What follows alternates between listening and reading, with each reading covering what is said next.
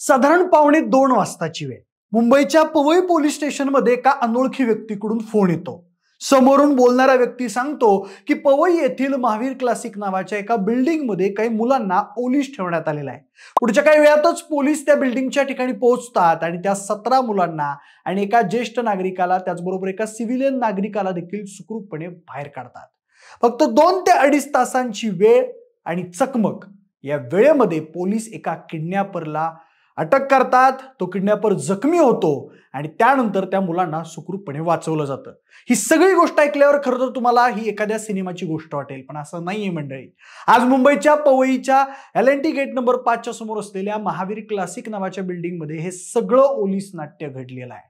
त्याचबरोबर या ओलीस नाट्याचा मुख्य सूत्रधार असलेला रोहित आर्य याचा उपचारादरम्यान मृत्यू झाल्याची बातमी आता समोर आलेली आहे। याबाबतची अधिकृत माहिती समोर आलेली नाहीये, पण माध्यमांमध्ये अशी बातमी आलेली आहे। म्हणूनच नेमकं काय घडलंय पवईमध्ये, पोलिसांनी या 17 मुलांना आणि 2 नागरिकांना कसं वाचवलं, अपहरण करून ओलीस ठेवणारा हा व्यक्ती नेमका कोण होता, त्याच्या मागण्या नेमक्या काय होत्या, हा एन्काउंटर कसा घडला, सगळंच या व्हिडिओच्या माध्यमातून जाणून घेऊयात। नमस्कार, मी प्रथमेश आणि तुम्ही पाहताय विशेष भारी। तर बघा मंडळी, सध्या माध्यमात येत असलेल्या बातम्यानुसार मुंबईमधल्या पवई येथील L&T गेट नंबर 5 च्या समोर असणाऱ्या महावीर क्लासिक या बिल्डिंगमध्ये असणाऱ्या RS स्टुडिओमध्ये काही मुलांना वेबसिरीजच्या ऑडिशनसाठी बोलवण्यात आलेलं होतं। त्यानुसार महाराष्ट्रातील कानाकोपऱ्यातून काही मुलं इथं ऑडिशनसाठी आलेली होती। त्यानुसार त्यातील 17 ते 18 मुलांना गेले 6 दिवस या RS स्टुडिओमध्ये शूटिंगसाठी बोलवण्यात येत होतं, त्यांना तिथे ठेवण्यात आलेलं होतं। त्यानुसार रोज दुपारी 1-1:30 वाजण्याच्या सुमारास या मुलांना जेवण्यासाठी सोडलं जायचं,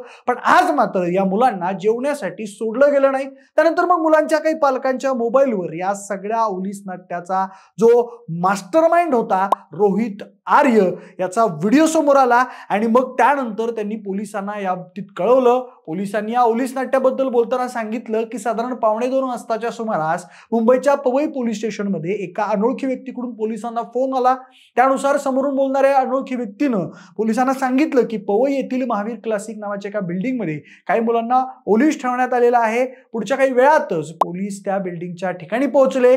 पोलिसांनी सुरुवातीला त्या व्यक्तीशी बोलून काही मार्ग निघतोय का या दृष्टीने प्रयत्न सुरू केले, काही निगोशिएशन होतंय का या दृष्टीने प्रयत्न सुरू झाले, त्याच्याशी बातचीत करण्यात आली, तरी देखील हा व्यक्ती दरवाजा उघडायला तयार नव्हता। म्हणूनच मग दुसऱ्या बाजूला पोलिसांनी बाथरूम मार्गे स्टुडिओमध्ये घुसत या मास्टरमाइंडवरती हल्ला चढवला आणि सुखरूपपणे या स्टुडिओमधील त्या 17 मुलांना आणि एका ज्येष्ठ नागरिकाला, एका सिव्हिलियनला बाहेर काढलं।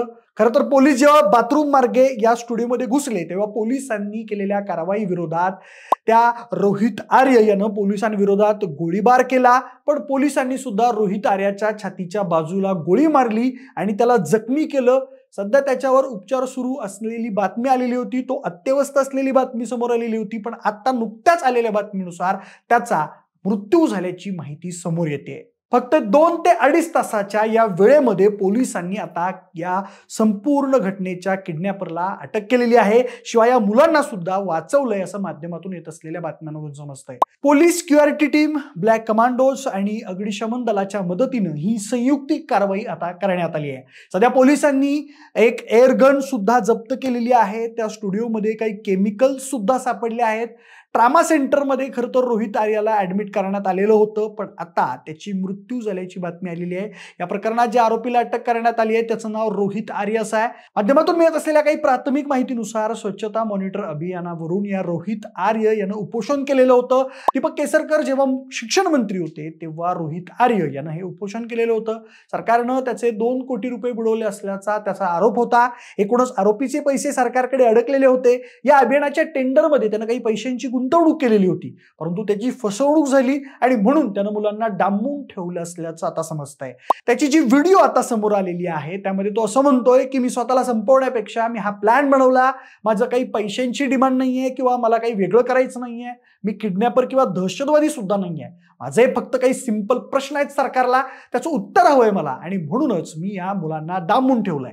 मी प्लॅन करूनच त्यांना डांबून ठेवलं होतं। खरं तर मी त्यांच्याबद्दल काहीतरी वाईट करणार होतो, पण मी जिवंत राहिलो तर मी नक्की करेन आणि मेलो तर दुसरं कोणीतरी करेल, पण नक्की करेल आणि याच मुलांसोबत करेन। जर यांनी काहीतरी चुकीची हालचाल केली तर नक्की वाईट होईल, नाहीतर मग इथे आग लावून मी त्यांच्या सोबतच जळून खाक होईल। मी मारेन किंवा मरेन, परंतु याचा जबाबदार मी नसेल, जबाबदार ती लोक असतील जी फक्त नॉर्मल माणसाला बोलू देत नाहीत, त्यांचं म्हणणं ऐकून घेत नाहीत. माझं बोलणं संपल्यानंतर मी स्वतः बाहेर येईल. मी एकटा नाहीये, माझ्यासोबत अजून खूप लोक आहेत, खूप लोकांना या अडचणी आहेत, त्यामुळे मी त्यावर फक्त बोलून सोल्युशन देणार आहे. त्यामुळे कृपया मला कोणाचंही नुकसान करण्यास मजबूर करू नका.